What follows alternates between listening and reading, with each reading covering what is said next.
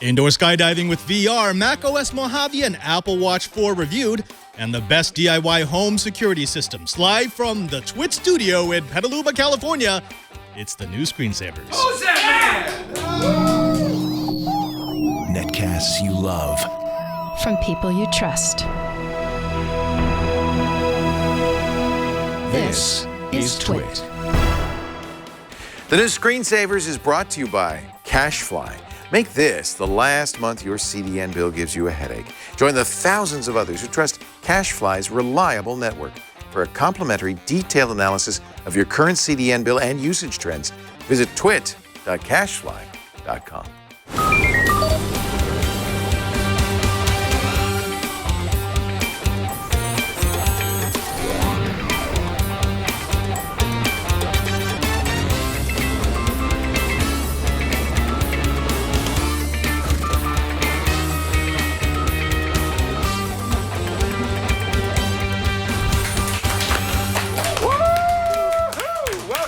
Screensavers.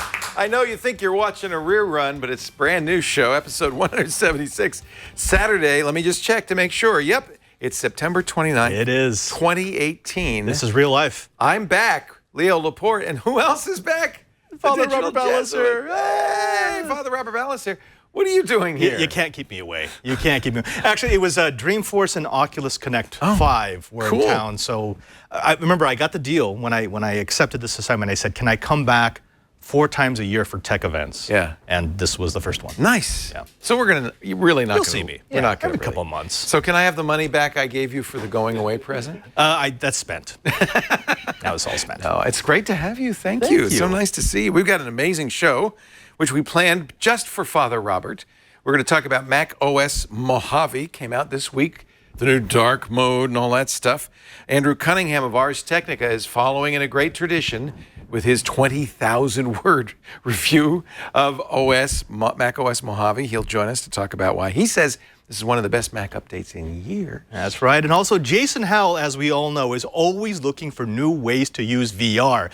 He's done bumper cars, he's done roller coasters. He's even tried an omnidirectional treadmill with quadraphonic sound pressure thingy, whatever, from Ready Player One. But this time he's going skydiving at iFLY and their new VR experience. That sounds nuts. We have the new Apple Watch in-house. I have the 44mm Series 4. It's a big redesign. In fact, the first redesign since the Series 0 Apple Watch.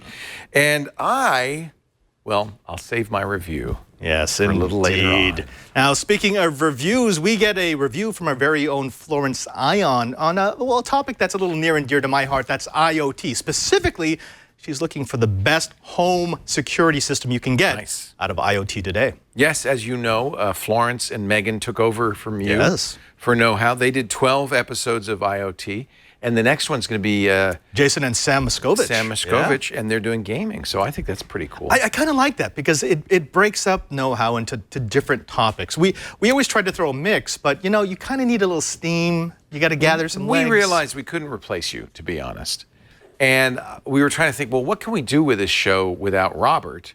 And the idea of having seasons so that we could rotate hosts came to me, and I thought that would be great. Except now I'm regretting it because the next season is mine. Wow, it's what, 6 years since you've been on Know How? It'll be amazing. I don't even know. It'll be Anyway, awesome. well, I'll have to think about what I'm going to do. Let's take a look at the news of the week. It's crazy time, I'll tell you. Facebook news, number one. I just want to say this to people so that they can do something about it. Facebook, there have been security issues with Facebook in the past, but this is easily the worst I've seen. By far. 50 million Facebook accounts breached, potentially. Up to 90 by this morning. Yeah, well, this is the funny thing is that, yeah. And as usual with Facebook, they downplayed it at first. They said, well, nobody lost any data. And then at first they said 50 million. Now they're saying 90 million. So this is the issue. It was a hack. You've probably seen this feature in Facebook where you can see what your page looks like to other people, not to yourself logged in, but to what other people. Turned out there were 3 separate exploits on that code that allowed bad guys to get your super secret Facebook token. That's the cookie that gets saved on your hard drive when you first log into Facebook, so you don't have to keep logging in. The problem with that token is if anybody else gets it, neither do they. Yeah. And so potentially this means many Facebook users could have their accounts. Somebody could post on your behalf. They could go through your account. It could be hijacked. Could be stolen. They change the password, change the email address. Now it's theirs. Karsten had this happen to him. Somebody stole his account last year, and we never figured out why. And Facebook never knew why. Maybe this is it. This we think is this bug, this flaw has been around for a while. It's been around for a while, and it's only getting attention now because they've started to realize, wow, this is now pervasive. Now, here's the thing. When they talked about a Facebook breach, it made me laugh at first because there is no information that Facebook has about you that they're not willing to sell. So when they say breach, what they really meant is someone stole some of our product and we didn't get paid for it. Dang it. However, and you picked up on this, and that's a lot of us, I include myself in this, don't really use Facebook except for when it logs us into other sites. It makes it a very convenient one login platform. Anthony Nielsen was saying that's why he can't get rid of his Facebook account. Right. Because he wouldn't be able to log in. And when I deactivated my Facebook account, I did have to figure out, well, how am I guess I have to re-log into Waze was an example. I used Facebook to use the Waze navigation app. So I had to create a new account. Yep. That's all right. It wasn't the end of the world. Now, they do have instructions. You're supposed to log out, so completely log out. Don't just close the browser. So if you're using Facebook, anybody, because no one knows who's vulnerable. So what should you do? You log out. Log out, which will kill the cookie. Delete your account. No. That's me talking. That's editorializing. Okay, log out. And then just log back in. And they say they've already expired their certificates, expired those cookies that will allow it to log into third-party websites. But that's assuming that all of those third-party websites have properly implemented that authentication, which you can't really count on. This actually has me a little scared because there are a couple of sites that I use that I only have a Facebook login. I haven't enabled any other type of login. It says, as a result, about 90 million people will have to re-log in to Facebook because that token has been expired. Wow. But, for me, Leo, this might be just the thing that pushes me and says, look, I haven't actually used Facebook as a social media service for years. Maybe it's time for me just to dump it. It's a great Go to feeling. a different authentication. I'm just saying, it's a great feeling. Yeah. There was another issue with Facebook. It turns out, and Kashmir Hill wrote the article about this on Gizmodo a couple of days ago. Researchers at a number of universities found out that Facebook, if you give Facebook, for security reasons, a phone number for two-factor authentication, which you should probably do, they will turn around, add it to your profile, and sell ads against it. But Leo, they are super secret about that, okay? That will never, ever leak. They would never, ever sell it. Okay, of course they're going to sell it. That's a horrible idea. Just assume any information that you give to Facebook, they're going to sell in some way, shape, or form. Just take that. Yeah, and I've always said that even if you post privately on Facebook, you consider it that you're posting it publicly. Well, I mean, Facebook really is only the place to find classmates that you've lost contact with or family that you really don't want to talk to. So, It's perfect for that. All right.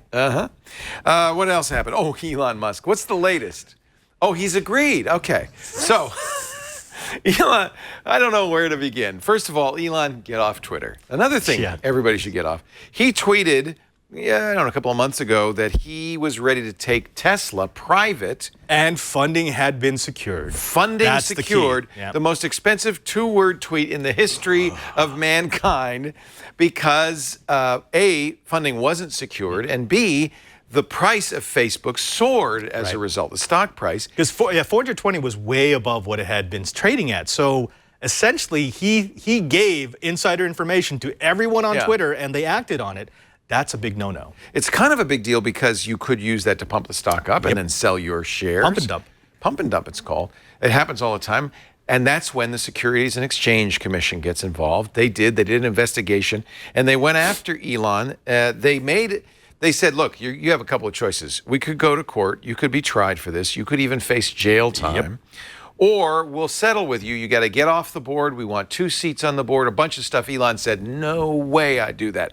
Well, apparently that was a negotiation ploy because just shortly before we began the show, it was announced that the SEC has settled with Elon Musk. He will remain as CEO. But he loses the chairman. He will no longer be chairman. And this is why it's the most expensive tweet in history. He will pay a $20 million fine, and his company will pay a $20 million fine. That means $20 million a word for funding secured. That was a very expensive mistake. And look, I understand why they do this because, yes, you can't have CEOs, Tesla or any other company, doing something that radically affects the stock price, even if they're not personally benefiting from it.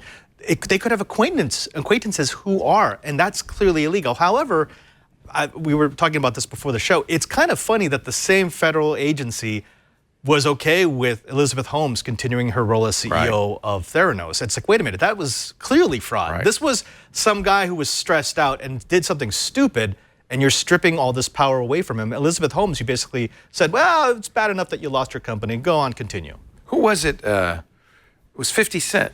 Or is it, as I say, as our people say, 50 cents? 50. It's 50 cents. 50 Cent. Thank you.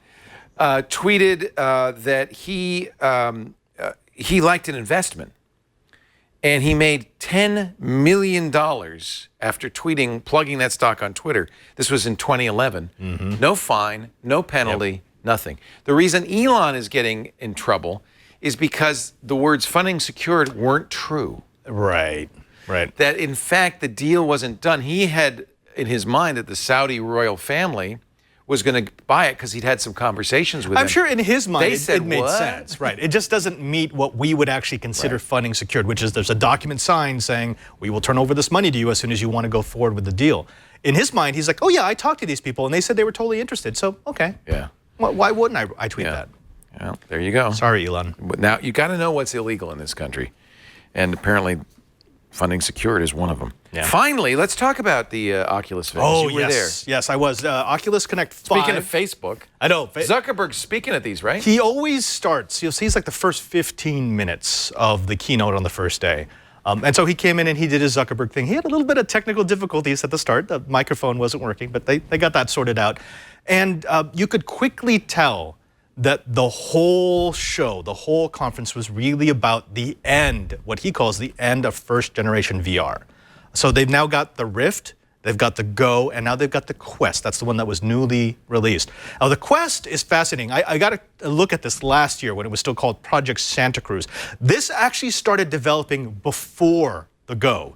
It's a higher resolution. It's 1600 by 1440. It uses a Qualcomm Snapdragon 835, so it's decently powered. But that picture there, that's actually how it looks because there's no wires. It's not like other headsets. There's no wires. Everything is wireless from the two controllers, which are kind of like the controllers that you've seen before, slightly different, and to the headset. So that is the entire setup. No extra computer required. Now, there's an interesting thing that he talked about, which is the Rift was really 100% for gaming, and they figured out some other things they could do. Right. The Go was really an afterthought. It came out of the development of Project Santa Cruz, and they said, well, let's see if a headset would succeed if it was 80% other and only 20% gaming.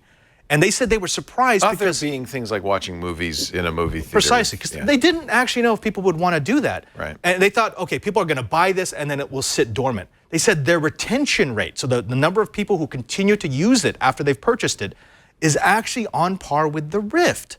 So there's definitely a market. This Project Santa Cruz is wonderful because it is one of these pick up and go technologies. It's also less expensive. It's $400. $400. You don't need a computer or a smartphone. Right, and it's completely inside out, so no external sensors. And it will Is it 6-axis?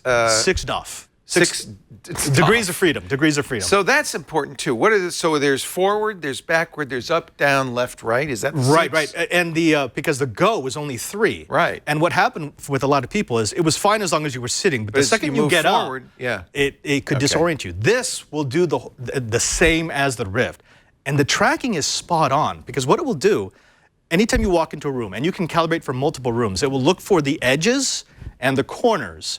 That becomes its reference point, and then it will scan the rest of the room. It makes a wireframe of the rest of the room. So you just spin around a couple of times, and it does all of this. That's wild. And it glues you. I mean, the positioning is really, really tight. So you played with it? I did Super Hot. What's Super Hot? Super Hot is that game where time doesn't move unless you move.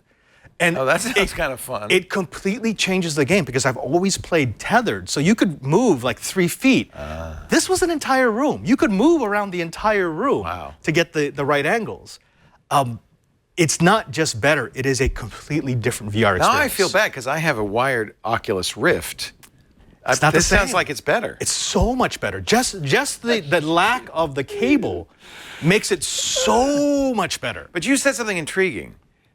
All of the above are first-generation VR experiences. What does Zuckerberg think the next generation is going to be like? So that was Carmack the next day. Okay. And when he started talking about John Carmack, who was formerly of id, creator of Doom, he now is a high-level employee at Oculus. Oh, and by the way, he is incredible because after his keynote, he ran out of time. He just stood outside. Yeah. And people just came around and asked him love Carmack. That's incredible. He's an amazing guy. But he was talking about how the screens in the Quest could technically go 1600 by 1440, but with only a Snapdragon 835, you can't really push that with a frame rate that's decent. Okay. So, he's also was saying they want a better way to bring other people into your VR experience. It's one thing to have this thing on your face. But when you say second generation, it sounds like a new hardware design. It's not really. It's just different features. I'm betting it's going to be the first thing that you're going to see from second generation is just specs ramped up. Okay. Better processors, better screens. I'd like to see that. Higher frame rate, higher resolution. Right. I'd like to see that. But 4K. What they're really going for is, and they got, it's decent. I mean, I saw the hub, the Oculus Hub, and it actually worked pretty well, where you would put on your goggles, and you would have a wireframe of the real world, but then you had a really easy way to put screens so you could actually type and work inside of this environment. Yeah. So more like an augmented reality experience. Far closer. And one of the things we call it mixed reality. Mixed reality. It's mixed reality. I'm hoping he can go through on this. He's saying within the next couple of years, controllerless hand tracking. So once you can ditch the controllers, right. I mean, that's the kind of AR/VR that we want. Magic Leap does that, by the way. Magic Leap does do that. But I mean, he was saying that it's so processor intensive that you can't do it without either taking a huge hit in performance or having a separate processor that sucks battery. Right. But I mean, that's going to be the big challenge, is to get these in small devices you can wear and you can wear all day and that will work untethered. That's a hard thing to do. It's a very hard thing to do. Maybe that's the third generation. Yeah. I don't know. Well, cool. Sounds like $399, spring 2019. Sounds like a lot of people who use Oculus. They said, 50 games on ship. Yeah. So that's good. Now, I will say, if you're thinking about getting a Go, don't. Wait at this point, Wait, right? seriously, Get wait for this. Okay. It is. It's $100 more. It's $100. Yeah, it's more, but for that, you get such a better experience. And you will end up using it for things other than games. Right. Which I kind of like.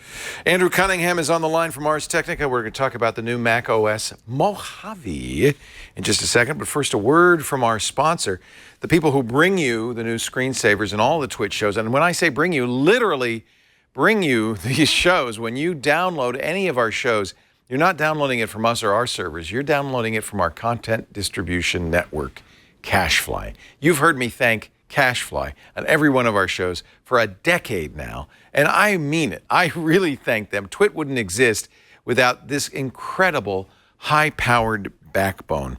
CacheFly is affordable for us. If you deliver content, whether you're a game company or a podcast company or video company, if you deliver content to end users, you love having a CDN because multiple servers mean your endpoint is always close to your users, faster downloads, but there's nothing like the CDN service you get from CacheFly. First of all, 100% availability, a bulletproof 100% SLA. That's important for us because that means if you can't download the new screensavers, I'm going to get a call in the middle of the night. We've been using CacheFly 10 years. I have never, ever been getting a call in the middle of the night. They also help me a lot with planning for bills. Bandwidth usage is spiky, as you know. Maybe we have a show that everybody downloads one day, and suddenly my bill goes up. Not with CacheFly. With CacheFly, you know exactly what you're going to pay, and it is less, about on average 20% less than those other guys. It is fantastic. You're not locked into a contract that's inflexible. It's built around your unique demand, your unique traffic patterns. We literally push petabytes a month from CacheFly at an affordable price. Make this the last month your CDN bill gives you a headache. Say goodbye to logging in multiple times a week or even daily time to track your CDN usage. You will save on average more than 20%. And you'll never have a call in the middle of the night saying, the CDN's down. What do we do now, Leo?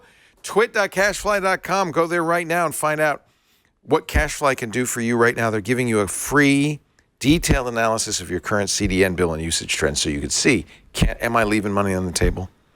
Can I save money with CacheFly? I almost guarantee you can.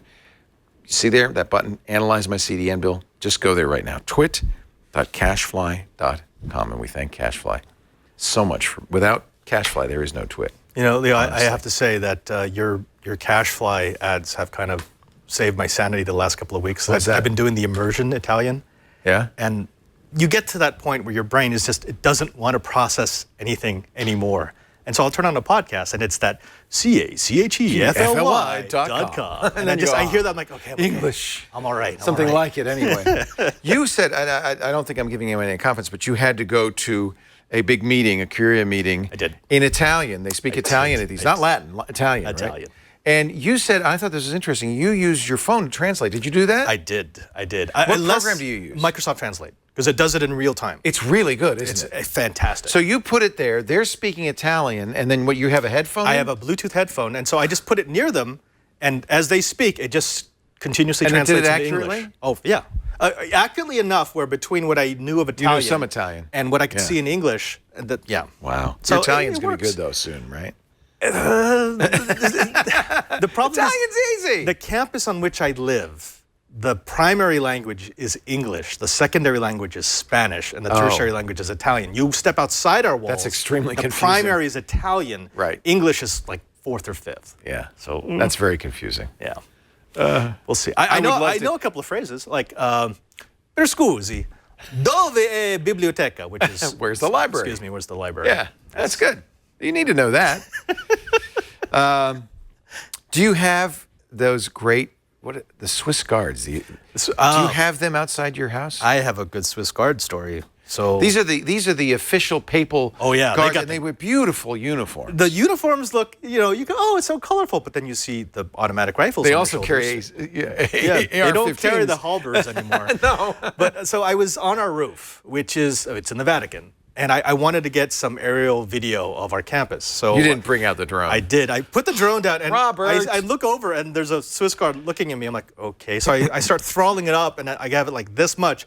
And now he's staring at me. I'm like, no. Okay. Come back down. Sorry about that. I'm out. You don't want to know the Italian for that. He didn't even have to say a word. It was just that look of like, oh, yeah, staring intensifies. I'm out. Are they actually Swiss?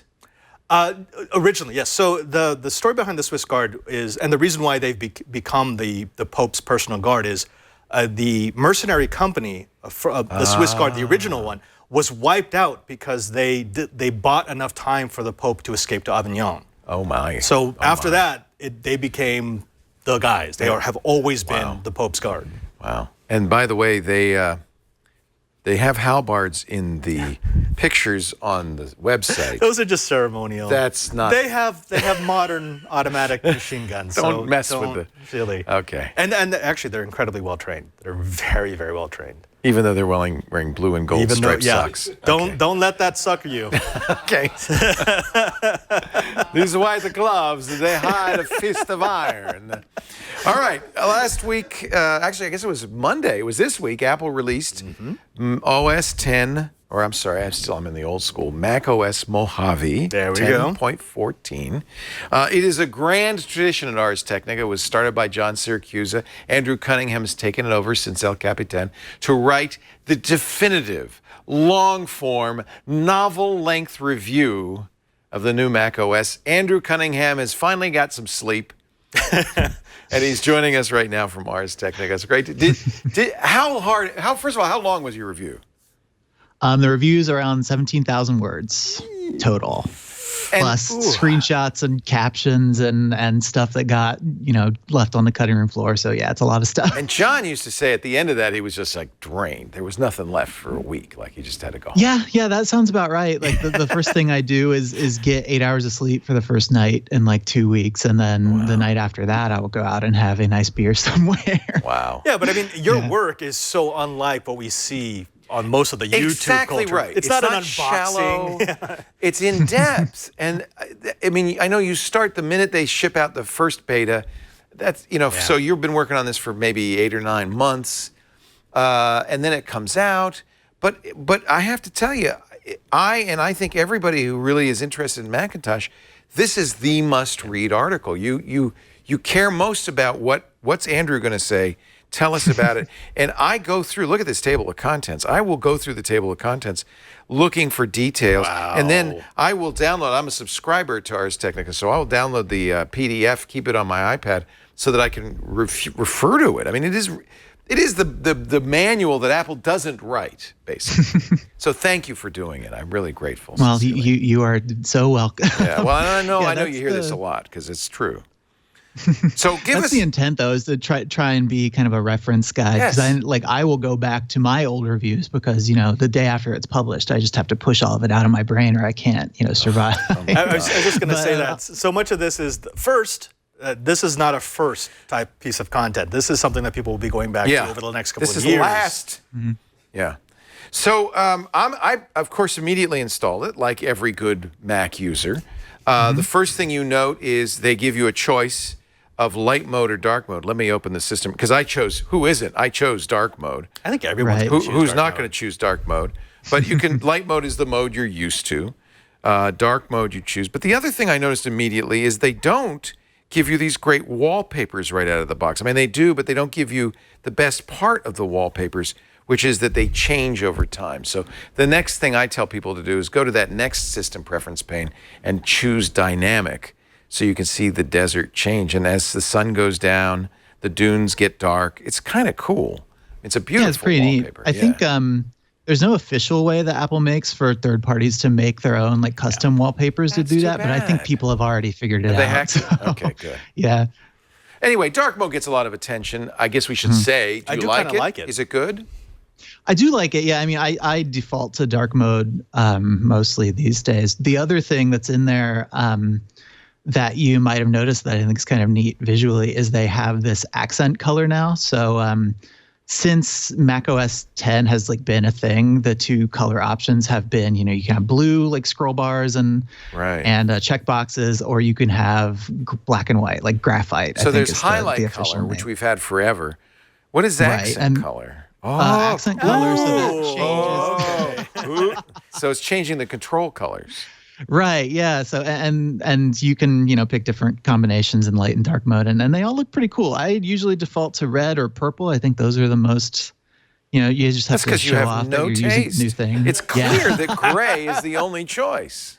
You like gray? That's fine. You pick what you want. By the It way, matches my hair. I'd like to send out a message to all the press who goes to tech events. If you're in a dark auditorium and you're using a Windows or a Mac notebook, either turn on dark mode or turn on high contrast mode, because I hate watching those bright screens. Dark mode actually does help quite a bit. One thing I noticed, and I know we were talking about this on Mac Break Weekly, is that they don't offer you a different color for the text. And so when I look at San Francisco in the new dark mode menu bar, the text doesn't look quite right. It looks like it's like the thickness of the strokes are a little bit off or something. It doesn't look as good as the white. So somebody suggested maybe offering a lower contrast color for the text as well would be, just for the next edition, Apple, just something. Yeah, so, I'm sure they tweak that stuff over the course of the betas, and I'm sure we'll see them keep tweaking it as they go. I think even the light mode has some tweaks to the way that translucency and things look. So okay, good. yeah, they're always fiddling. So. I didn't know about the accent, so thank you. That was a great tip. The other thing that's I got very excited about when they showed it at WWDC is the new Quick Look. Tell us a little bit about that. Yeah, so when you it's especially noticeable, I think, on images and maybe PDFs as well. But Quick Look is that thing where if you hit the space bar when you're highlighting any file, like on your desktop or in the Finder anywhere, it gives you those little. It just gives you a quick look at the thing without opening up whatever app would normally open it up. And so I can do some editing now. I can do some stuff to this, which is pretty amazing. So they right at that top level, they let you rotate stuff. And that is actually, it's not rotating the preview. It's actually changing the file, the way it would if you were rotating in Lightroom or in Preview. Right. And then same with these, the crops and the markup changes and stuff. That's all happening to the file. You don't have to open Preview.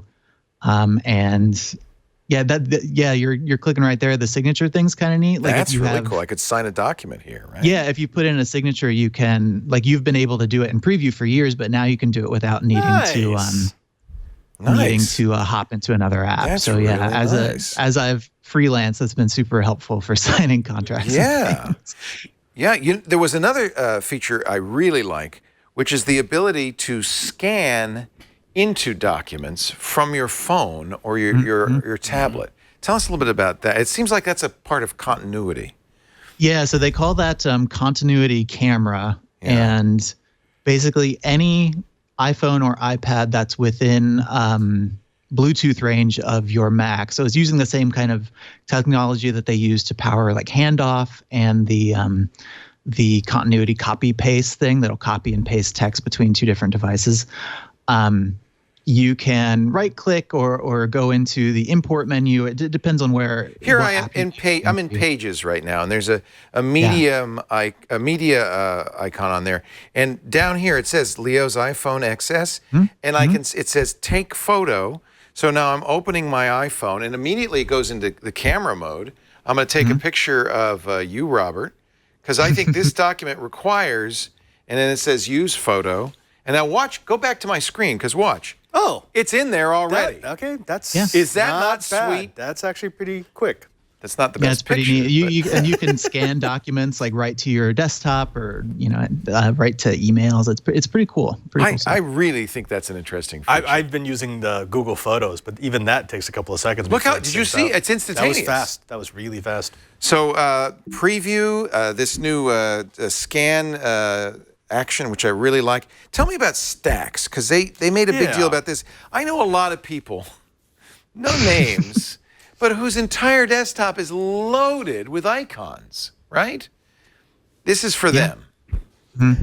Yeah, it's a feature. It's off by default, I think, but if you right-click your desktop or control-click your desktop and hit use Stacks, it will look at all the different files you've got. So images, PDFs, like if you use, like I use Audacity to record audio a lot. So it sees those files and it groups them together into like these little smart folders that you can then, collapse or uncollapse.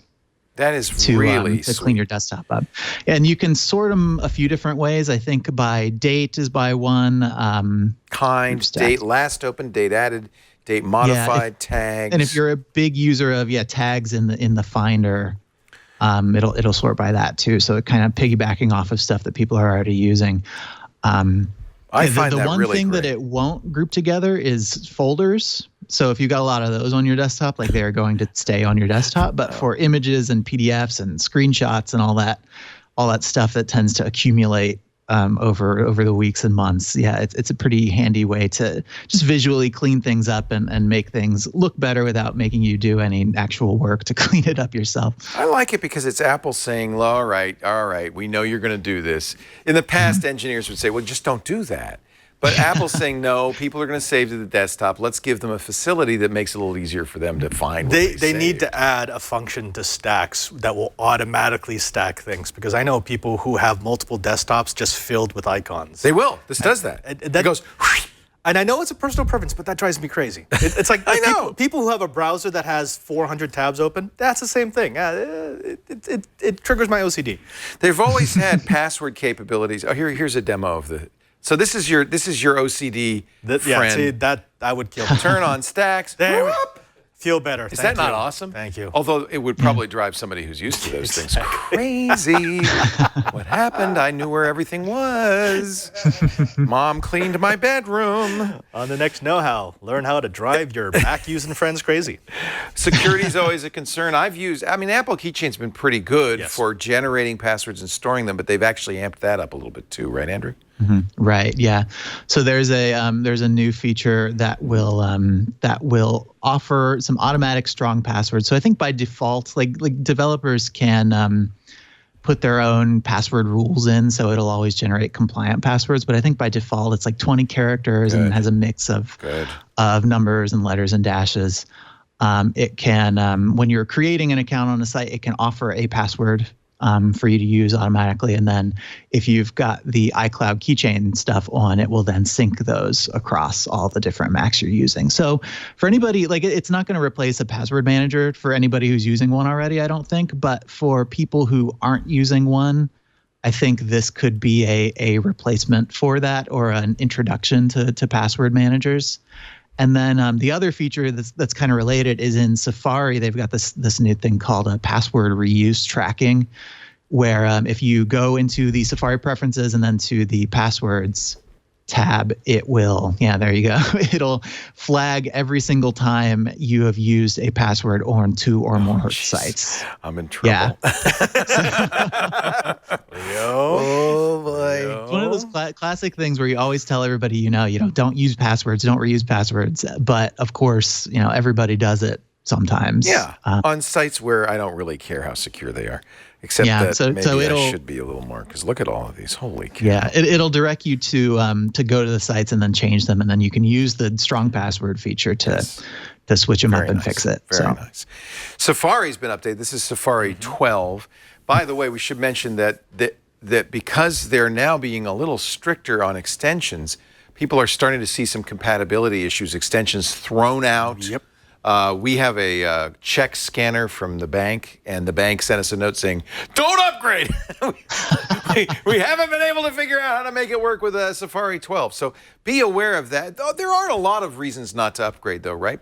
Most stuff still works. Yeah, most stuff still works. And if you're not an extensions user, or if your extensions come from the officially sanctioned sources, so anything in the Mac App Store and anything from the Safari extensions gallery, the stuff that's hosted on Apple's website, that'll all still work. It'll be fine. But anything from outside either of those sources is just totally gone, off by default. Can't turn it back on. Wow.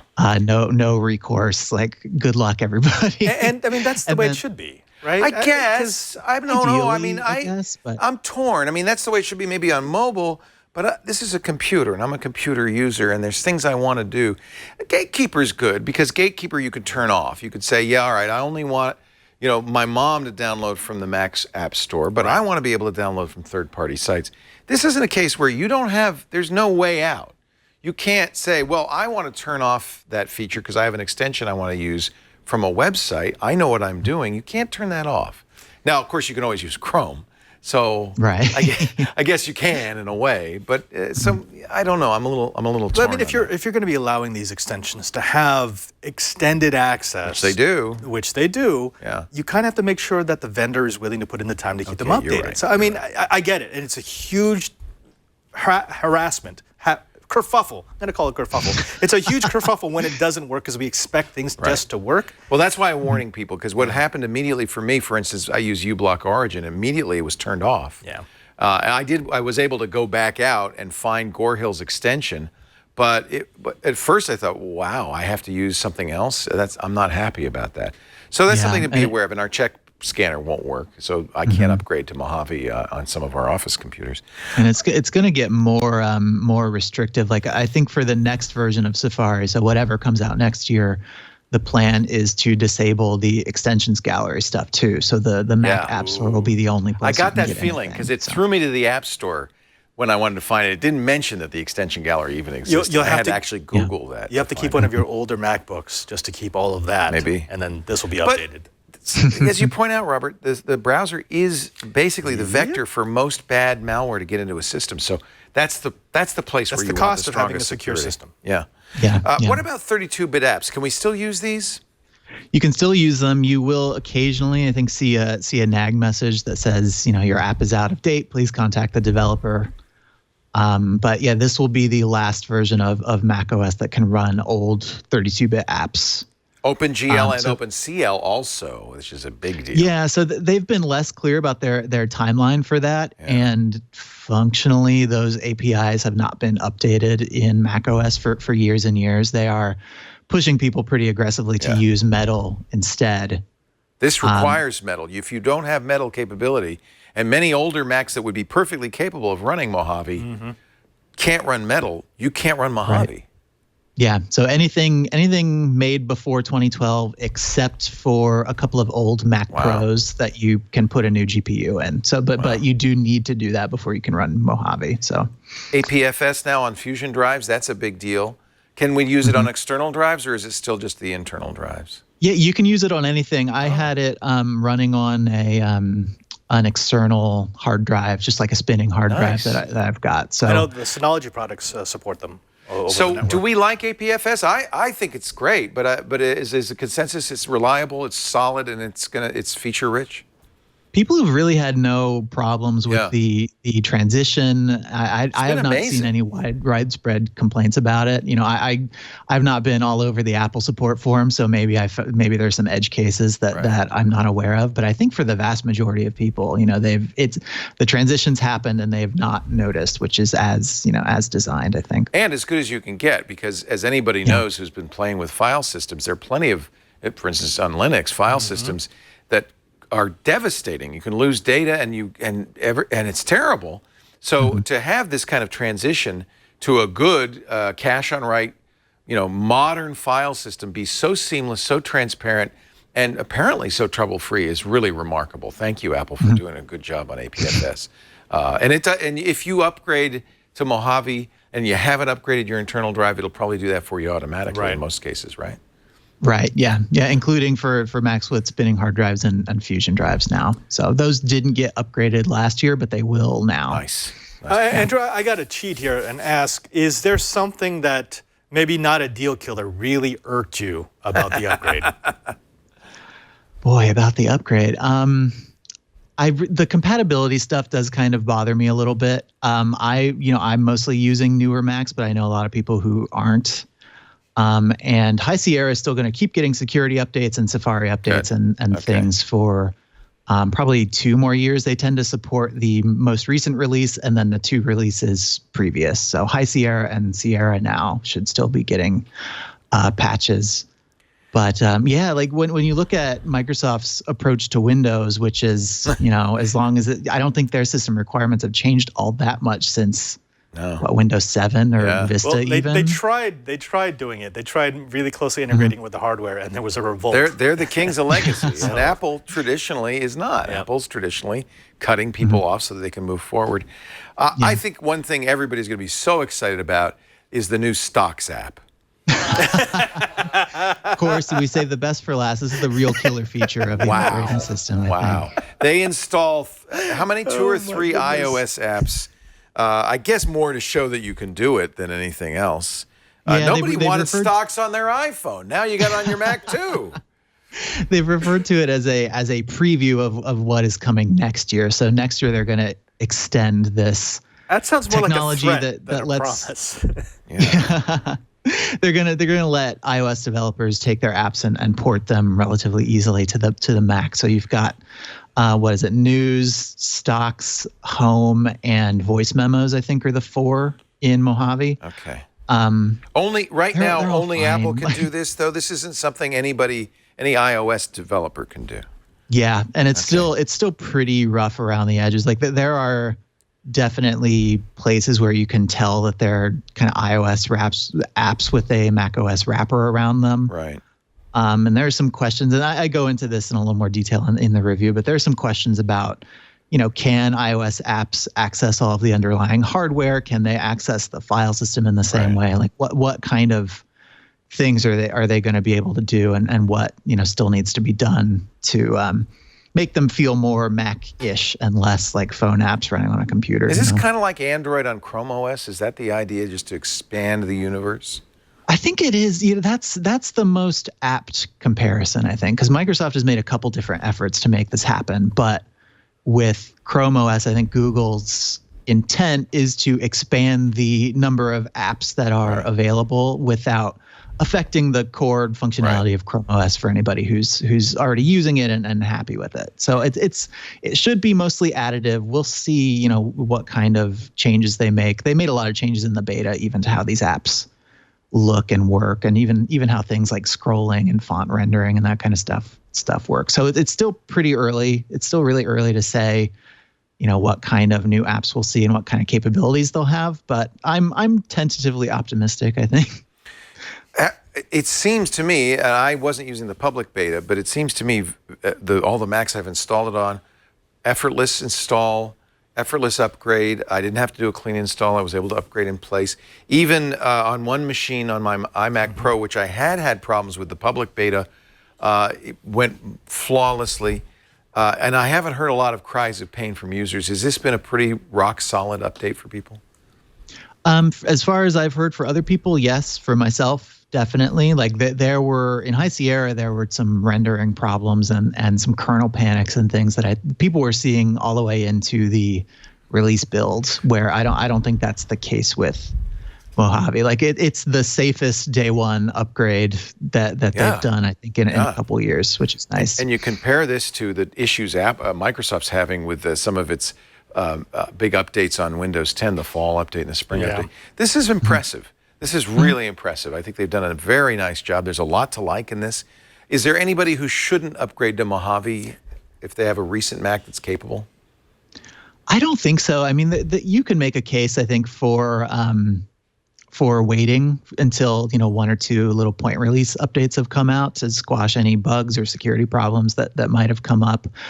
Next year, the story will be different because, the 32-bit app stuff is going away. OpenGL, OpenCL may or may not be there. There are a few other things that are going to get cut out just because Apple's, kind of cleaning house and modernizing things like it always is. Back to My Mac is not available in Mojave anymore. So if you use that, maybe that's a reason not to upgrade. But there are other remote access solutions. It's not like you have to have Back to My Mac. You can do remote access. I don't use that feature a lot, honestly. I used to use it all the time. Yeah. I used to, but I haven't used it in a while. I toyed with our version for a while, and no, I stopped. Yeah. Interesting idea, just bad execution. Yeah. So that's one thing people were upset about. That's gone. But honestly, there are other choices out there, so it's not like remote access is dead. Right. Yeah, they push iCloud as a partial solution, and that might work for some people as far as the file access thing goes. Like these days, I don't find that I need to remote into my desktop at home and use every single app on it, from a cafe or something. It's just not something that comes up a lot. So that's one thing we have to remember. Companies like Microsoft and Apple have lots of telemetry on what programs people use. And while we may say, well, how could they take that out? It may be that a dozen people used it. You're one of 10 that really wanted that program. Right. Sorry. Hey, Andrew, as always, bang up job. 17,000 well-written words everybody should read. ArsTechnica.com. It's not on the front page anymore, but a Google search will give it to you real quick. You've done a fantastic job, and I thank you on behalf of the entire Mac user community. Andrew Wright. Happy to do it on Twitter. Thank you, Andrew. Thanks, everyone. I hope you get some time to brush your hair in the future. Just teasing. I'm just teasing. What? Joking. It's called style, Leo. It's a style. It's I understand. style. It's a choice.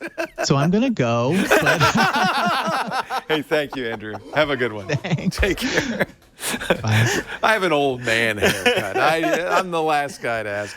Kevin Rose used to do that all the time. You told me that makeup used to come and would do their hair, and then as soon as they left, he would go through his hair with his hands. Stick it up. He'd want it to stick up. Yeah, the kids today. It's a thing. It's a thing. Coming up, I'm going to give you a review of this. This is another new Apple. I've been waiting for that. Yeah. Yeah, the Apple Watch Series 4. But first, let's send Jason with VR goggles. Let's drop him out of a plane. Into a giant fan and see what happens. Hey, what's up? We are in Pleasanton, and I'm wearing something pretty fancy. I think you would agree. You're probably wondering why I'm wearing this kind of a suit, and actually it's because we're at a place called iFLY, which means that I get to live a lifelong dream of actually seeing what it's like to skydive. But this is TWiT, right? So there has to be a technology angle. Skydiving is great.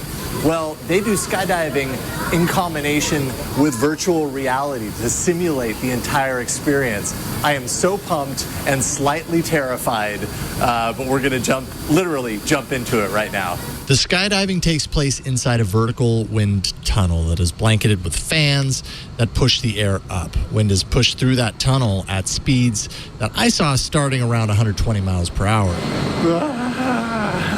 My instructor showcased his own capabilities at speeds upwards of 180 miles per hour, which is pretty crazy. But none of this happened before I was given a solid education on what to expect. What in the...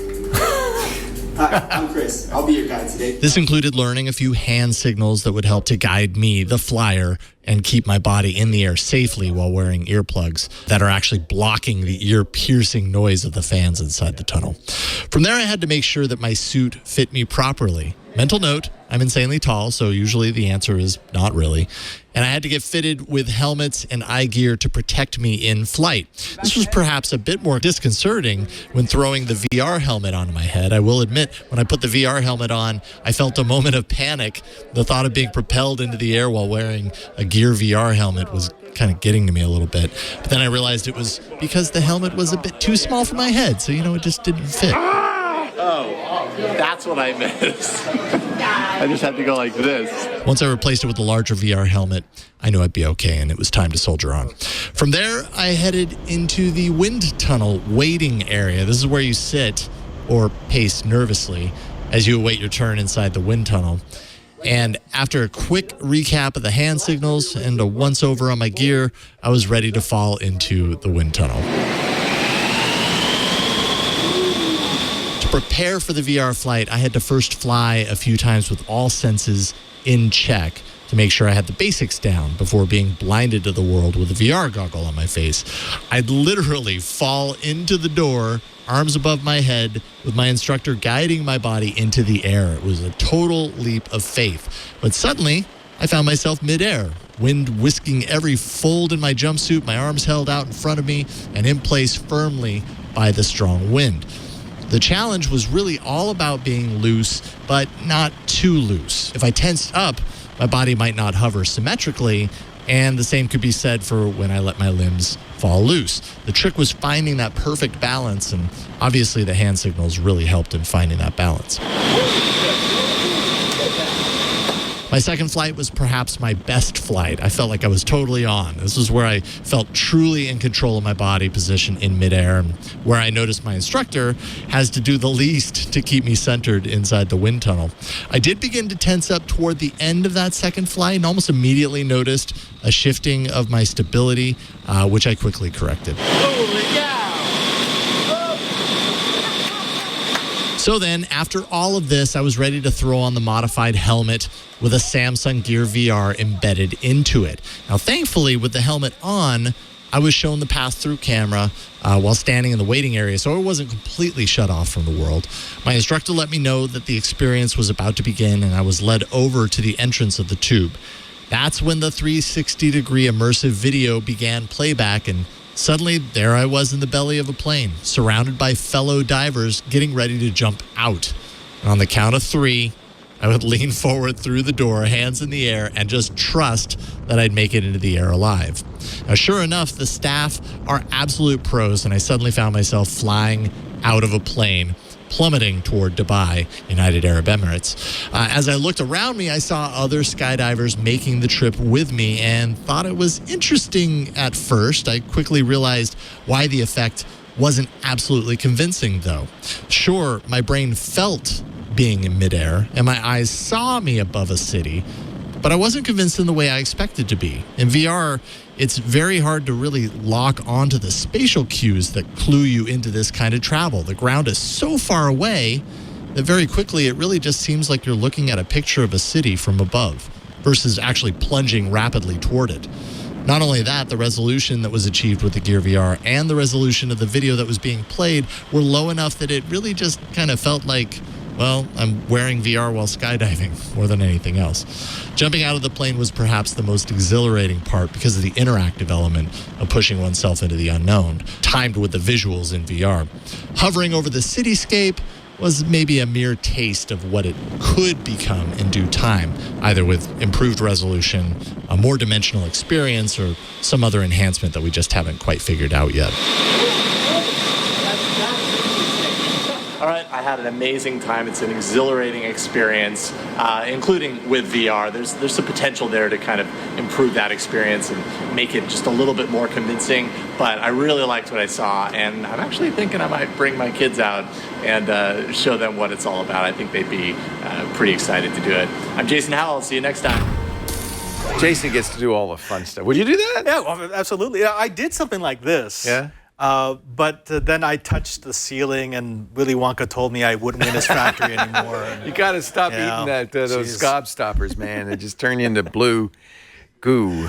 I have gone skydiving. I did a tandem jump once. Yeah. And I'd love to go solo, but I unfortunately, I am over the weight limit for the iFLY. Oh, man. Yeah. There are cruise ships. The Anthem of the Seas, That's right. RCI's, has an iFLY on Well, it. you were on one of those, right? Yeah. In fact, I have Did you use 360 it? video. No. No, come on. But Lisa's done it with Michael, our son. She's done it, and she loves it. She thinks it's a lot of fun. She's also jumped out of a plane. Of course, yeah. Yeah, she's a thrill seeker.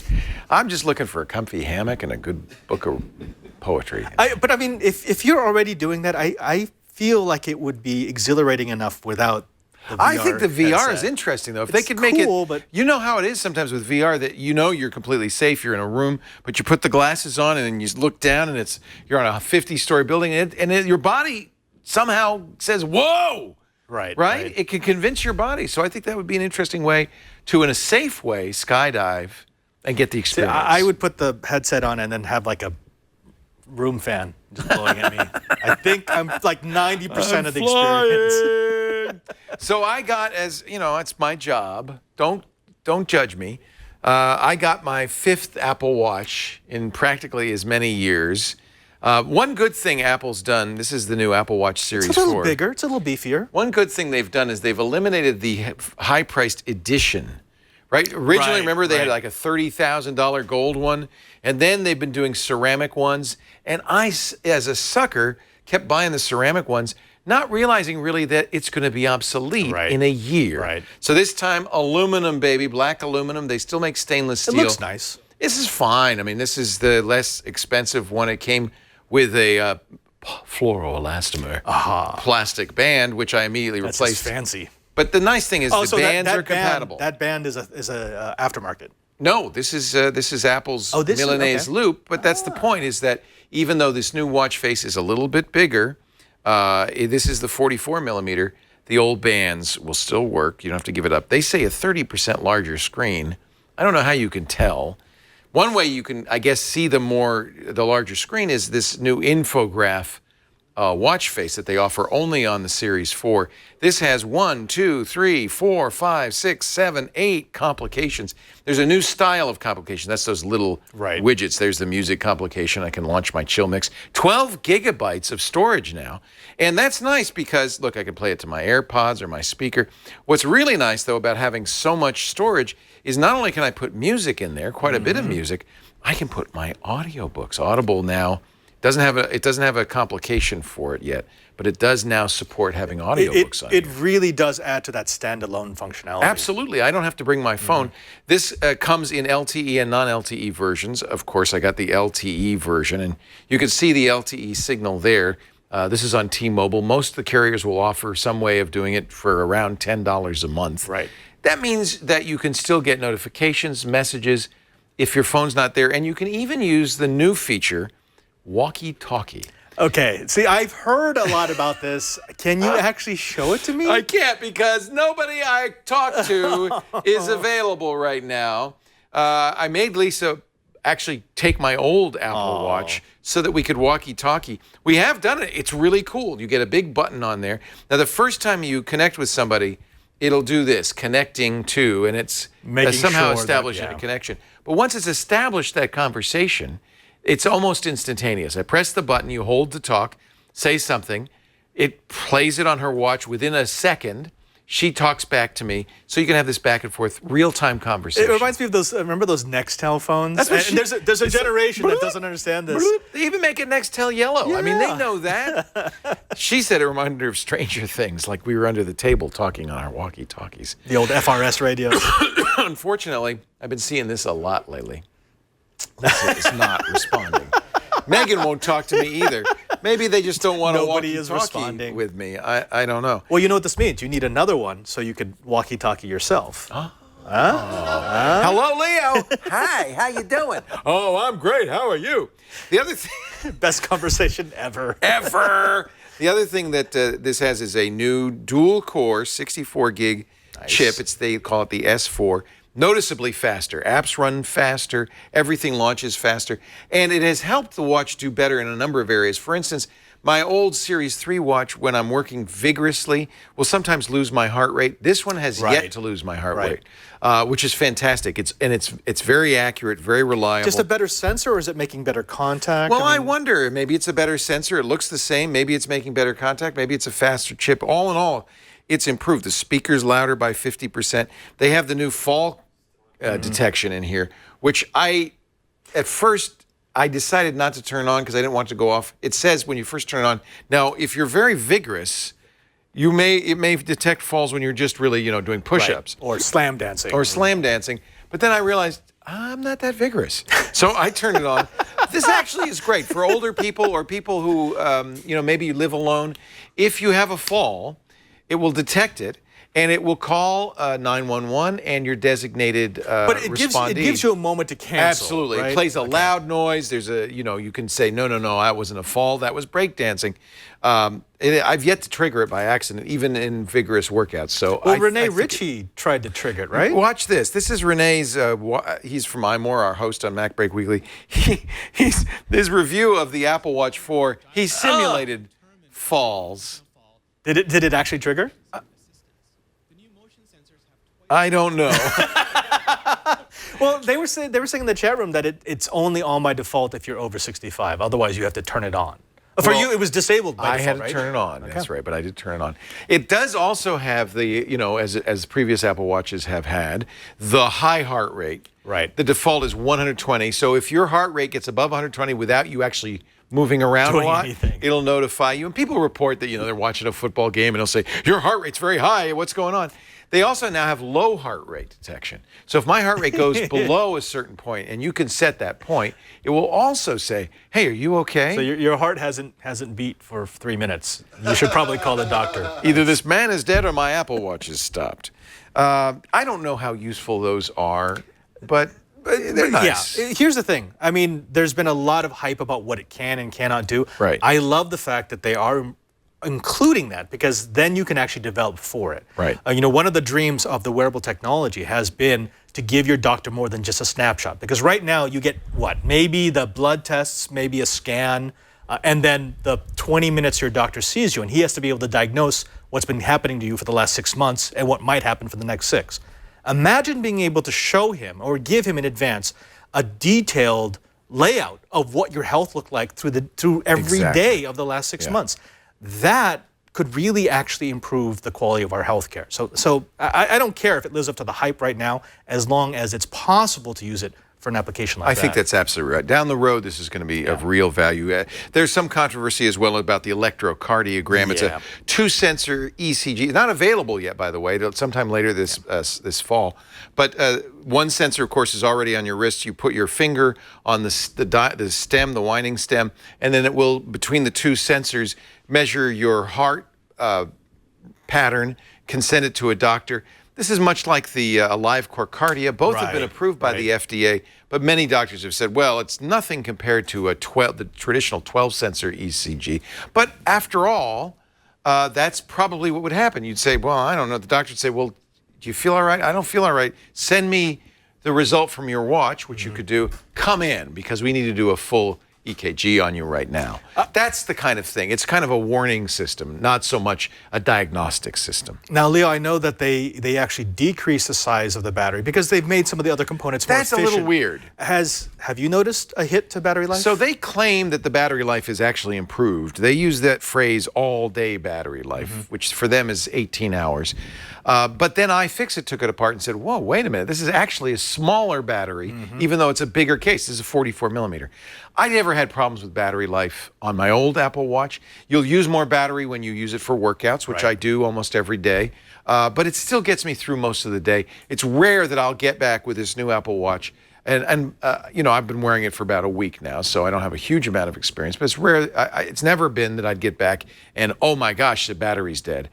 Usually it's got a quarter or more left, 25% or more left. So, is there less battery life than before? I don't know. I never had a problem before. I still don't have a problem today. The number one usage of power on a phone is the screen. The number one usage of power on a watch is going to be the radios. Yeah. The radio. So this has a lot of radios, by the way. Right. But my guess is they've just gone in and they've tweaked when the radios are on, when they're off, and when they're at partial power. They have a lot of control of this. They have this has an control. LTE radio, a Bluetooth radio, and a Wi-Fi radio. I mean, there's a lot of transmitting and receiving going on in here, but you're exactly right. Yeah. I bet you it's not Just all tweak the time. The fact that when I do that walkie-talkie, it takes about 30 seconds to say the connection, that means those radios are off, it's turning them on, it's doing some searching. So I think all of that makes sense.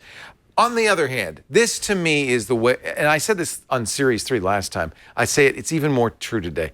This is the Apple Watch that Apple kind of hinted at when it first came out with the Apple Watch. This is the Apple Watch that Apple was aiming at, and I love it. I have to say it's become and I was very skeptical for the first 3 generations. This has become a daily wear item. It actually started with the Series 3. I wear this every day now. I use it when I exercise. I use it for maps. When we were traveling on the cruise, I had my old Series 3. I used it to, drop a pin when we get off the boat. How do I get back to the boat? Drop a pin. The watch will navigate me back. There's a lot of great uses for this.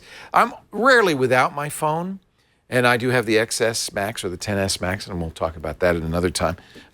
Really like that as well.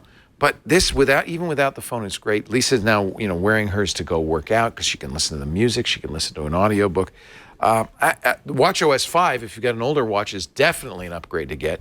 And if you don't yet have an Apple Watch or it's time to upgrade, I would absolutely recommend the Series 4 Apple Watch. They start at $400. You're probably going to spend a little bit more than that, especially if you want LTE. If you're looking for a watch, this would be a good one to start with. But then my question to you would be, if you have a Series 3, is this worth the upgrade? Oh, probably not. Although I like this infograph face because I look at all this stuff. I have the calendar. I have Lisa's picture. I can, show her phone number, email, text message her. I have to say this. There's a lot of functionality. I use drafts all the time. That's built in. And we're seeing, by the way, companies starting to add the capabilities for these super complications that are exclusive to the infograph. I think it's great. I look how fast these apps are launching. It does seem speedy. Noticeably speedier than the old Apple Watch. I really think this is great. And by the way, if there's one killer feature of the new Apple Watch, it's the ability to play Pokemon Go on the watch while you're walking around, even if your phone isn't around. It's funny that you say that because I've been walking about 5 miles a day in Rome, and I just realized I haven't turned on Pokemon Go. I should have had it on so I could have some you're eggs. Missing the boat. There's probably some great stuff in Vatican City. You could get a great Pokemon there. We have the Popemon. It's the a Popemon special edition. You said it, not me. You want to excommunicate anybody? He said it, not me. Anyway, I'm a big fan. I've completely come around on the Apple Watch. My first reaction is, this is dopey. Nobody wants this. My second reaction, well, it's kind of like a sidecar on a motorcycle. If you've got the motorcycle and you want it to do other things, that's handy, I guess. Now, as a standalone device, as a watch, as a utility, this is fantastic. The Walkie-Talkie alone makes it. So it finally has a Pokemon is nearby, a wild Nidoran. Should we try to capture it? No. A Nidoran? You don't need a Nidoran. I don't need. They're like rabbits. That's a garbage They're everywhere. Pokemon. Garbage Pokemon. Tell me when you get a Lampress. I need another one. Oh, I need a Lampress. I just got a Gyarados. That's an evolved Magikarp. Well, you need 400 of those.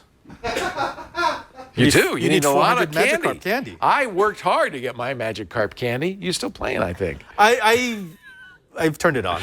I'll have to show you the new app called Poke. There are so many Pokestops in the Vatican. It's ridiculous.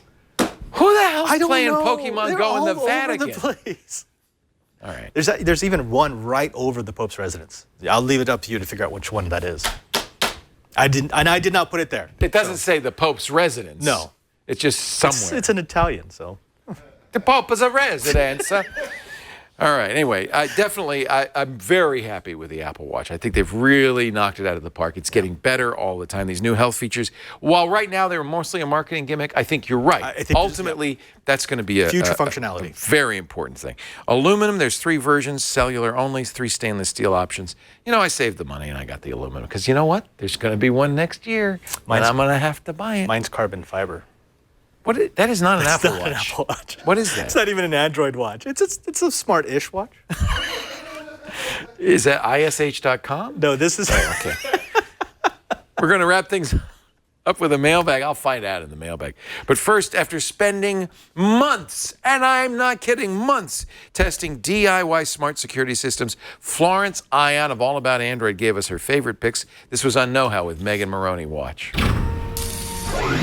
We're going to start with the SimpliSafe. This is actually my favorite. It is not the most versatile of the security systems in the sense that it doesn't have all the smart home smarts of, say, like Abode, which we'll talk about in a bit. But it is great because it is really stylish, first of all. I really just like this cylindrical, look and feel. This is actually the siren. This siren is pretty darn loud. I believe this is in the 100 range decibels. So it has built-in cellular backup. It comes with 4 different sensors. So you get 3 entry sensors and 1 motion sensor that comes with it. The starting price for this is around $260. It also has battery backup, and it has Alexa Nest and IFTTT integration. We've got a couple other ones here. This is the Abode. It comes with so what you see here is just like this box. It just kind of looks like a box.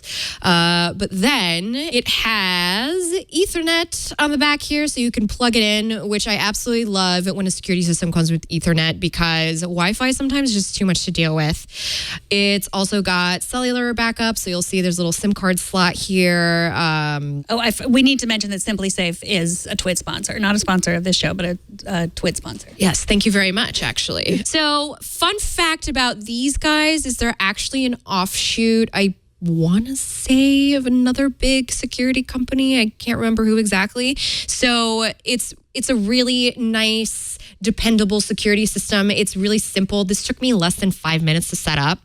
The really Essentials kit is $280, and it comes with fewer sensors than the SimpliSafe, which was another reason I liked the SimpliSafe more.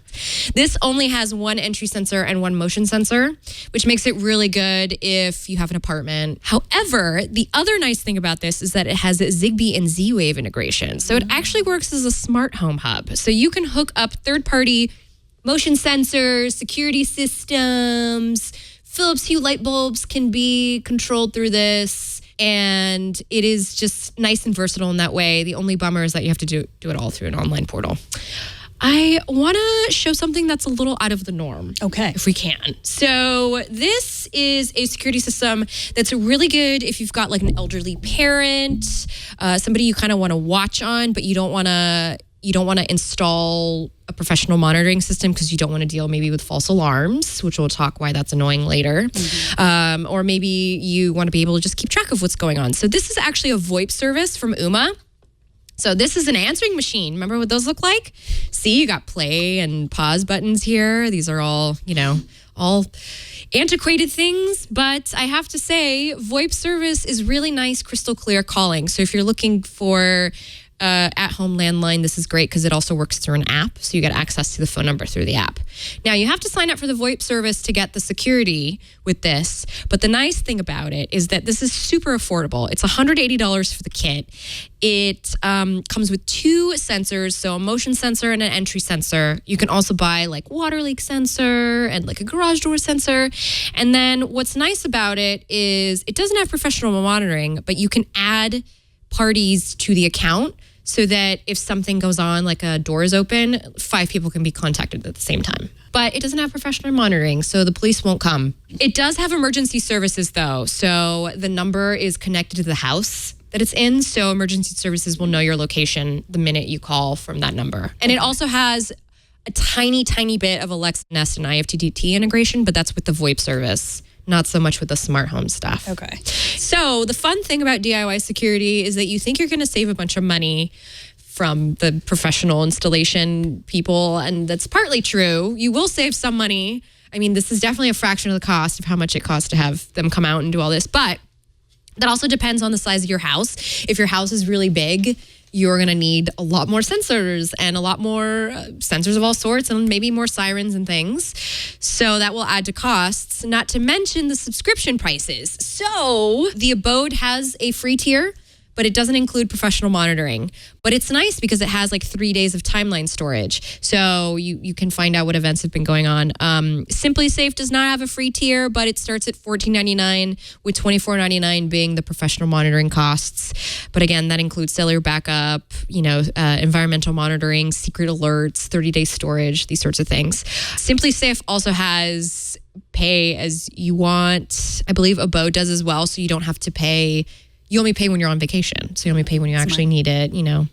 I work from home. I don't really need professional. I'm always there. If you want the full breakdown, just go to my Tom's Guide article and you could see there's a whole hub of the best DIY security systems.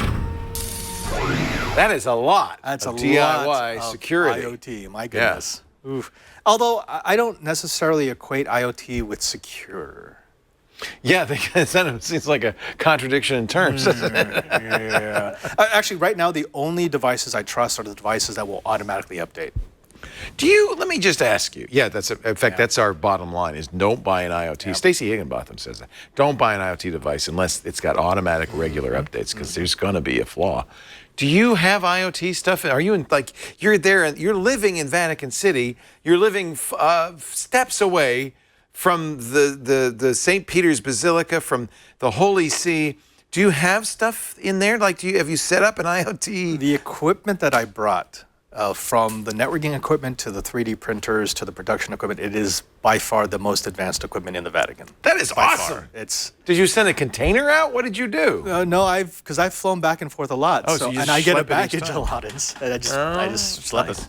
You should get a box. You make a box like this. You press the button and it comes out. Hand comes out and turns it off, and then you should just show that to the Pope. I could do that. I'm just curious what he would do.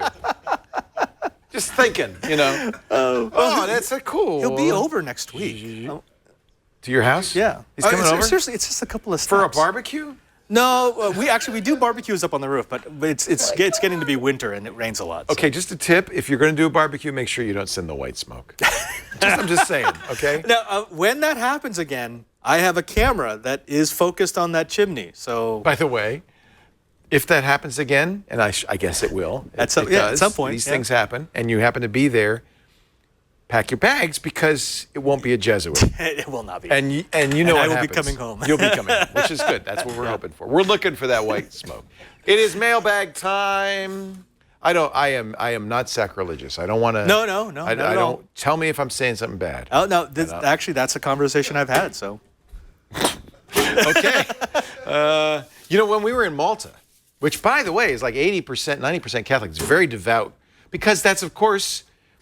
Who could forget where St. Paul was shipwrecked there? That's where he washed up. Right, he washed up. So you went down to his his prison, right? Yes. Yeah. So that's kind of cool. And we're there, and we're standing outside of St. John's Co-Cathedral, which is you've done masses in there. It's a beautiful Baroque cathedral. And well, I confess, Lisa and I were standing there. You tell us what we were doing. You were... We were playing Pokemon Go. Did you get any special Caravaggio Pokemon? No, I wish we had. 2 Maltese teenagers come up. They don't speak English very well, and they go, Zapdos. And we follow them like 3 blocks to a raid, and then another guy joins us, and we're all going like this. I wish I had pictures. I see it in Rome because I do have to walk every day, and I see everyone's using their phone, but every once in a while you'll get that because it's this movement that's you're firing a Pokeball. Mm-hmm. We're playing Pokemon Go. We did not get the Zapdos. I'm sad to say we tried twice. By the way, Malta. A lot of people don't know this. It was the most bombed city in World War II. By far. It's an amazing story. Malta.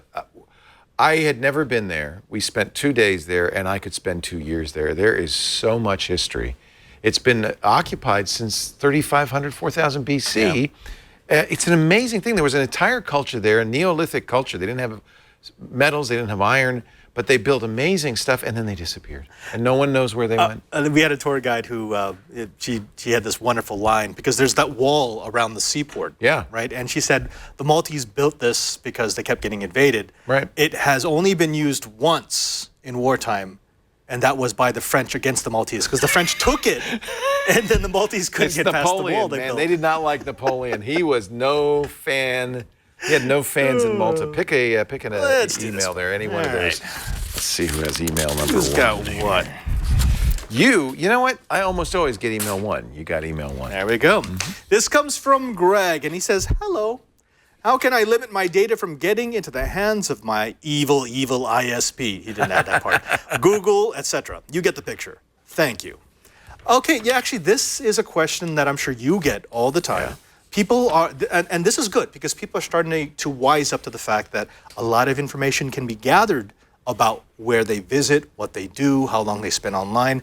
And so what he's looking for is a way to sort of obfuscate that. Now, let me start by saying there is absolutely 100 positively no way to completely disappear from your ISP, because you're connected. So they will, at the very least, They will know. They'll know you're there. You're there, and they'll know how much data you're sending. Right. Okay.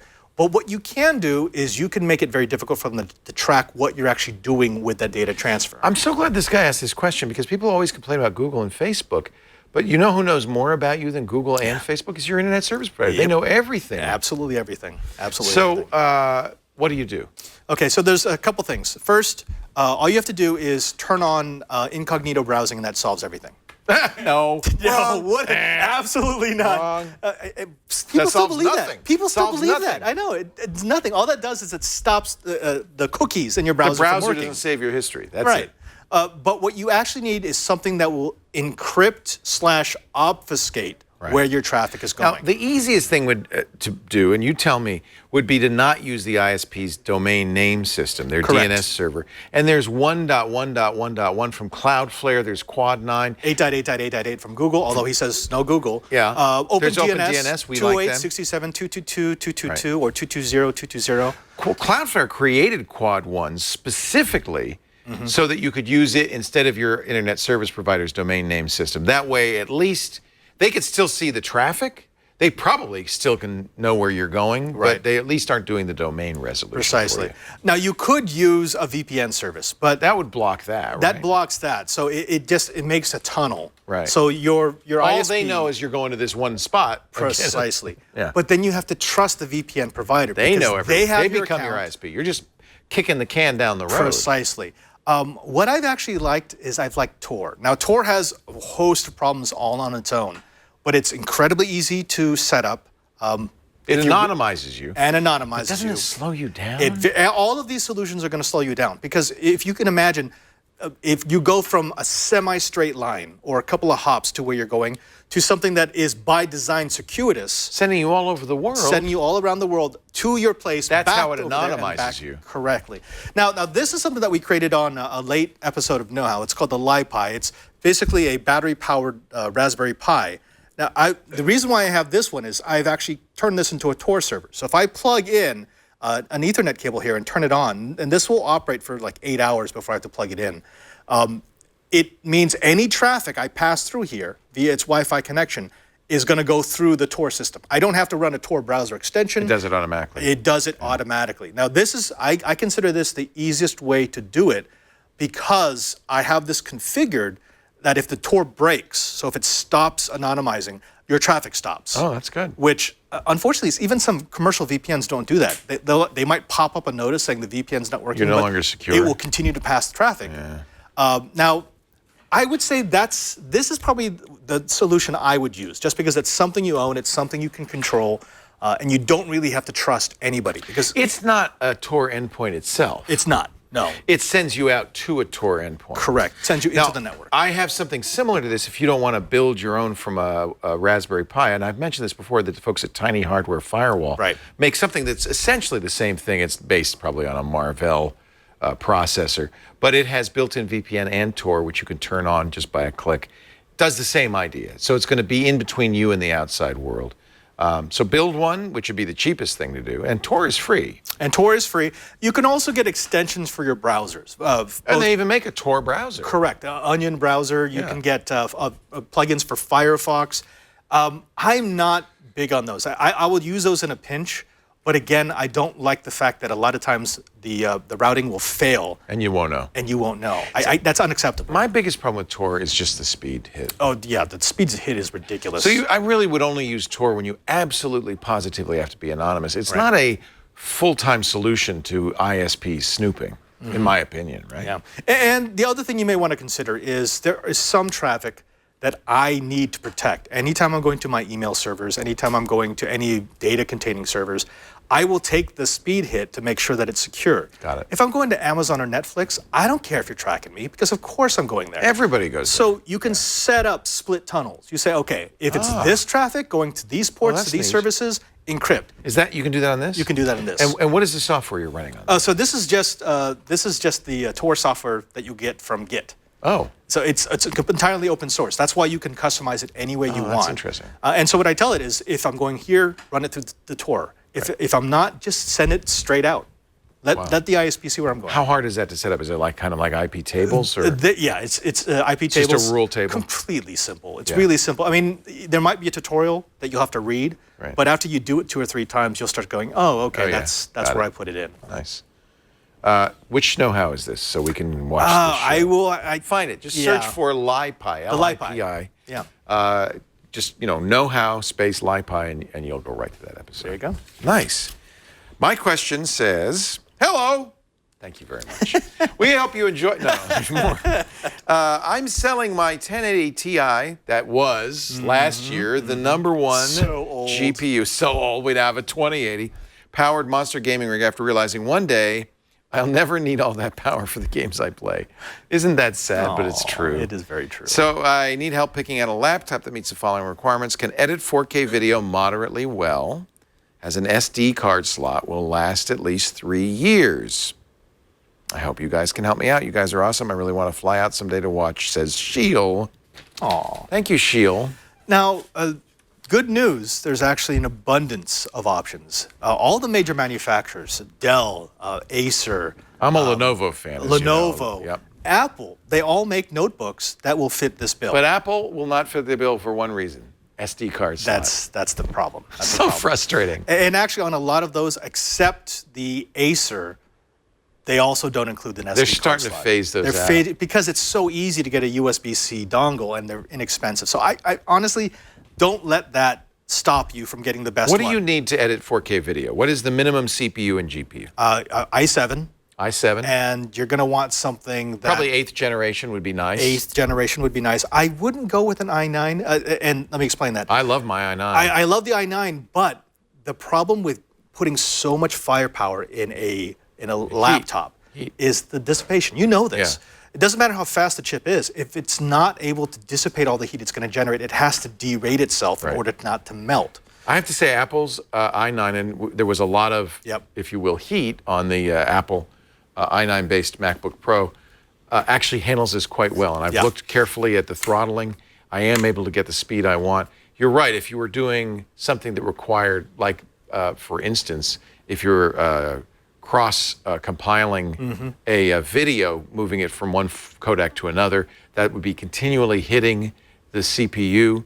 Yes, it probably would throttle it. You wouldn't get the full throughput. But for most of what you do, like editing 4K video, where there are bursts and then it's going to calm down a little bit, this is a good choice. But you're right, i9. If what you're saying is in re-encoding, I want full speed re-encoding. That's not a good choice, probably. And even i7s will thermal out on this. Oh, precisely. And let's dig down even further. Because he does gaming and video editing, the part that will overheat is really the GPU, not necessarily the CPU. So what I would suggest is, my favorite super high-end notebook right now is a Razer. The ones that they built for gaming. We like that. We had one for review, and I was very impressed. They make an i9 version of this, but maybe you should go with the i7. Yeah, the i7. I would go with the i7, and I would go one step further. I would go with the Razer Blade Stealth. It starts at about $1,700. Decent specs, but the nice thing is it doesn't have that core box. So you put a full-size GPU into an external enclosure. We had the core box, Yeah, that's... Honestly, that's an external GPU solution. That's the best way to go, because that's got the best thermal dissipation you can possibly get. If you're looking for something that can do 4K video that's not going to throttle itself down halfway through the render, that's really the only other option, because everything that tries to do it inside the case, 100%, I guarantee if you're doing 4K video for any project longer than 30 seconds, you're going to hit a point at which it has to throttle down. It's rendering and transcoding that really will eat up that heat envelope and cause problems. See, that's the Razer Blade 15. They also have the Razer Blade Stealth, which is a 13.3 That's the one screen. you like, the little one. I like that. Well, because I love the fact that I could take it and it acts like an ultrabook. I left it in Rome though. I can take it with me when I'm traveling, and then when I come back, I plug it into that external GPU, and it's a monster. That's a great solution. And it's actually very pretty. It's a very nice. I second that motion. The Razer Stealth. Yes. Razer Blade Stealth. There's the Pro, which is a 17-inch monitor, but then it's a desktop replacement. No, get the little one. Portable, right? Yeah. And then when you get to your desktop, you plug it into a bigger screen and plug it into the GPU, and you've got all the power of the desktop. Actually, you know what my screen is? I don't even want to know. You left your 43-inch screen here. It's the same one. You got another one? So I feel right Who at home. pays for this stuff? I know you don't. You have a vow of poverty. Doesn't a vow of poverty mean you're not allowed to have a 43-inch? I may have gotten a couple of benefactors. Oh, people like you. That's the thing. I got a thing. You're allowed. That's allowed. I didn't buy anything. It's a donation. Yeah, just because they thought it was taking up space in their house. It's worthwhile. You didn't take mine, did you? No, yours is still. Nobody wants using it. No one's using it. It's too big. What's going on? It's this big. It's the best monitor in the studio. You actually bought another or got donated another one? Yeah. I should have just given this to you to take with you. How would I take it with me? How do you get it on the plane? Under your arm? Yeah, actually, that would be the coolest. No, it's carry-on. Strap it to your back like a turtle. Robert, it's great to see you. Here's some good news. You're coming back tomorrow for This Week in Tech. Of course. So he'll be on our round table. And then you sky back to Vatican City, but you'll be back in town for CES. That's correct. So I'm coming back in January. I'll be in San Francisco for a while, then going over to Vegas, then probably coming back to San Francisco. So I hope we get to see you. Yeah, of course. Anytime I come back, I'm going to try to get to the studio. Yeah. It's always great to see the digital Jesuit at Padre SJ on Twitter, Father Robert Ballecer. Not on Facebook, not on Instagram. You can Really? You're not doing Facebook? No. Not Instagram? But you're staying with Twitter. I'm staying with Twitter for now. You say good things. I enjoy your tweets. Well, because I used to anyway. I'm going to end all my tweets from now on with funding secured.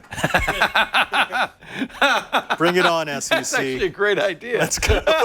We should all do that. I have a few things I want to mention, and it was written on here, so I'm going to get it back, because we do have a new podcast, a couple of new podcasts, I think, that we want to tell everybody about. Valley of Genius. This is the one Adam Fisher and I do. Have you listened to it? So Adam Fisher came in to talk about his book, Valley of Genius, and he just offhandedly mentioned what this book is interviews with 200 of the most amazing people that built Silicon Valley, right? And he mentions, I got them all on tape. I said, what? And you made a book? That's a podcast, dude. So he's been bringing in Woz and Nolan Bushnell. That's so awesome. And all these great voices. He interviewed Woz at some chili joint in Silicon Valley. It's hysterical. It was so Woz, too. It's incredible. That's exactly how you expect Woz to speak. Twit.tv/VOG, and there's going to be a new one every week, and I don't see any end to this because he's got hundreds of hours of tape. So thank you, Adam Fisher. Make sure you subscribe, twit.tv/VOG, or just search for Valley of Genius. You can subscribe to this show, too, NSS, twit.tv/NSS. Again, while you're searching for VOG, search for NSS in your favorite podcast client. You can even say, hey, Echo, play the new screensavers on TuneIn, and it will play it for you.